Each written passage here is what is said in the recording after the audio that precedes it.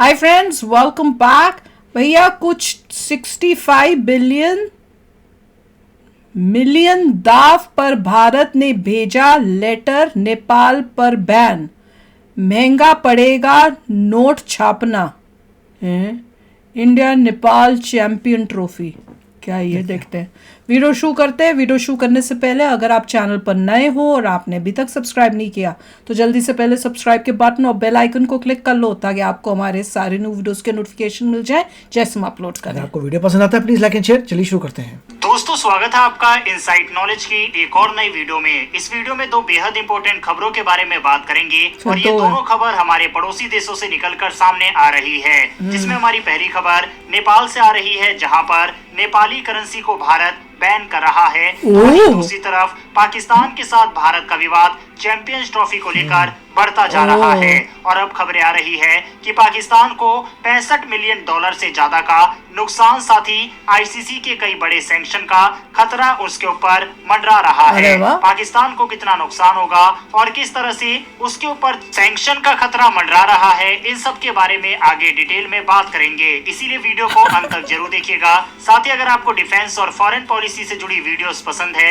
तो नीचे दिए गए सब्सक्राइब बटन को प्रेस कर बेल आइकन को जरूर दबा ले, जिससे हमारी डेली ऐसी वीडियो नेपाल के नोट बैन हो रहे हैं। चलिए शुरू करते हैं वीडियो को। पहले बात करते हैं नेपाल से आ रही खबर से। हमने अपनी कल की वीडियो में आपको ये बताया था कि किस तरह से कल नेपाल के प्रधानमंत्री केपी शर्मा ओली अपनी पहली विदेश यात्रा पर चीन जाने वाले हैं और वे नेपाल के प्रधानमंत्री पहले होंगे जो भारत न जाकर पहला अपना दौरा चीन का करेंगे। और अब इस खबर के 24 घंटे बाद ही एक बड़ी अपडेट निकलकर सामने आ रही है।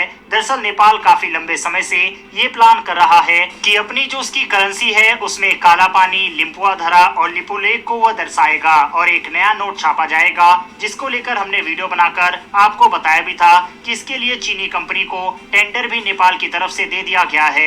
और ये एक काफी बड़ी खबर है क्योंकि पहले नेपाल अपनी करेंसी यानी नोटों की छपाई भारत से करवाता था, लेकिन अब वह चीन की तरफ झुकता दिख रहा है। इससे ये साफ होता है कि नेपाल अब भारत की बजाय चीन के करीब आ रहा है। इससे दोनों देशों के रिश्तों में खटास आने की संभावना बढ़ रही है। हालांकि वैसे भी इन नोट्स को तो भारत छापने से रहा क्योंकि इसमें भारतीय जमीन को दर्शाया जाता, इसीलिए नेपाल ने इसका टेंडर चीनी कंपनी को दिया था।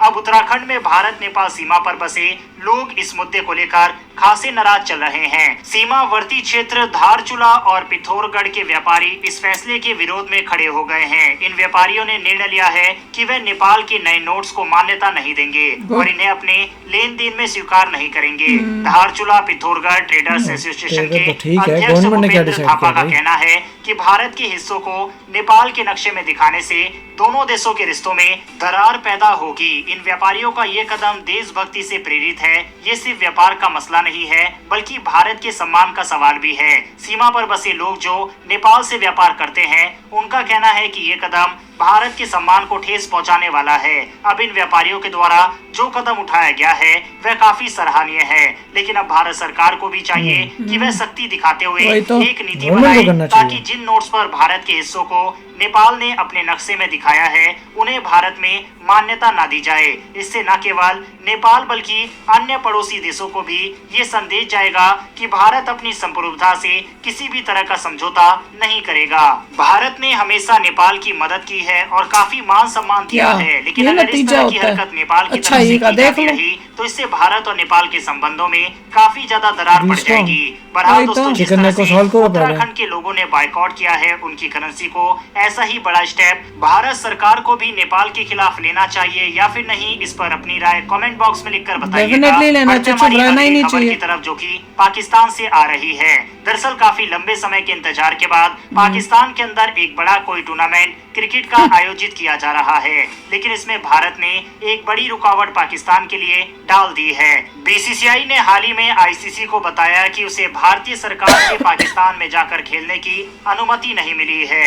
इसी कारण भारतीय टीम पाकिस्तान जाकर चैंपियंस ट्रॉफी 2025 में हिस्सा नहीं ले पाएगी। अब पाकिस्तान क्रिकेट बोर्ड यानी पीसीबी जो कि इस टूर्नामेंट का मेजबान है, उसने ये साफ कर दिया है कि वह किसी हाइब्रिड मॉडल को स्वीकार नहीं करेगा।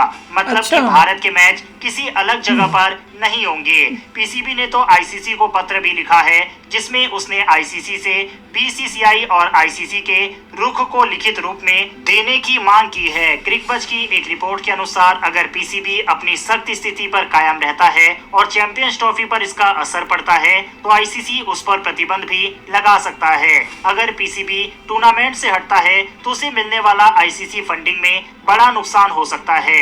वहीं इस टूर्नामेंट को स्थगित या दूसरी जगह पर शिफ्ट करने से पीसीबी को लगभग 65 मिलियन अमेरिकी डॉलर की मेजबानी फीस का नुकसान उठाना पड़ सकता है। हाल ही में पीसीबी ने चैंपियंस ट्रॉफी के लिए कराची, रावलपिंडी और लाहौर के 3 स्टेडियमों को अपग्रेड भी किया है और अगर वित्तीय नुकसान हुआ तो ये उन्हें और अधिक प्रभावित करेगा। पाकिस्तान क्रिकेट बोर्ड का रुख साफ है कि वह इस टूर्नामेंट को हाइब्रिड मॉडल पर नहीं कराना चाहता, जैसा कि पिछले साल एशिया कप में किया गया था। अब आईसीसी ने इस मुद्दे पर पीसीबी को अभी तक जवाब नहीं दिया है। वे टूर्नामेंट के स्केड्यूल और बाकी टीमों के साथ बातचीत कर रहे हैं। पीटीआई की रिपोर्ट के अनुसार पीसीबी इस टूर्नामेंट को पाकिस्तान के बाहर यहां तक कि यूएई में भी कराने के पक्ष में नहीं है। हालांकि लाहौर में इस टूर्नामेंट के लॉन्च इवेंट को फिलहाल टाल दिया गया है। ये इवेंट लाहौर में आयोजित किया जाना था, जिसकी योजना 21 अक्टूबर को दुबई में आईसीसी, सीईसी और आईसीसी बोर्ड को दी गई थी, लेकिन अब इसे रोक दिया गया है। बहरहाल दोस्तों, इस मैटर पर आपकी क्या राय है? क्या भारत ने अपनी टीम को पाकिस्तान ना भेजकर सही फैसला लिया है या फिर नहीं? इस पर अपनी राय कमेंट बॉक्स में लिखकर बताइएगा।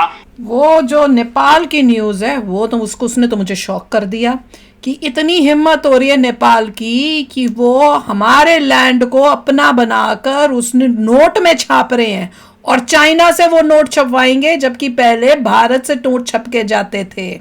वही ना, चाइना की गोदी, सबका यही काम हो रहा है। और इन्हें ये नहीं पता कल को चाइना तुम्हारे ही लैंड खाएगा, फिर आओगे। श्रीलंका ने वही किया। इनका ये काम ही धंधा ही हो गया आसपास के पड़ोसियों का कि पहले चाइना के पास चले जाओ, दुश्मनी कर लो इंडिया के साथ। इंडिया को थोड़ा स्ट्रांग रहना पड़ेगा और फिर वो जब वहां पे मुंह की खाते हैं फिर वापस इंडिया के पास आ जाते हैं, फिर हम लोग उनको बोलते हैं हाँ हम तुम्हारे को हेल्प करेंगे। भैया नहीं करनी चाहिए। एक बार ही तुमने इस टाइप से कर दिया, ऐसे लोग जो होते हैं बार बार करेंगे। जब इनका मतलब निकल जाएगा फिर ये यही करेंगे। और देख लो भैया, इतनी मतलब हिम्मत हो गई कि वैसे हमेशा वही मालदीव्स वाला सिचुएशन, उसने भी तो यही किया था कि जैसे ही बना तो पहले चाइना गया, उसके बाद अब देखो फिर इंडिया की गोदी में आने की कोशिश कर रहा है और हम फिर भी हेल्प करी जा रहे हैं। बहुत ही स्मॉल है, मगर नेपाल जो है आपको देखना चाहिए, सॉल्व करनी चाहिए प्रॉब्लम। डिस्प्यूट अगर हो रहा है तो फटाफट डिस्प्यूट सॉल्व करनी चाहिए। कुछ डिस्प्यूट कहाँ से बैठे बैठे डिस्प्यूट पैदा हो गया इनका, पता नहीं कहाँ से ये सिचुएशन होगी। पहले नहीं था डिस्प्यूट। जो चिकन नेक सबसे बड़ी जो थ्रेट है मिलिटरीली अभी तक सॉल्व हो जानी चाहिए। चिकन नेक की अटैक आपको कहीं ना कहीं से नेगोशिएट करके लैंड इंक्रीज करनी पड़ेगी।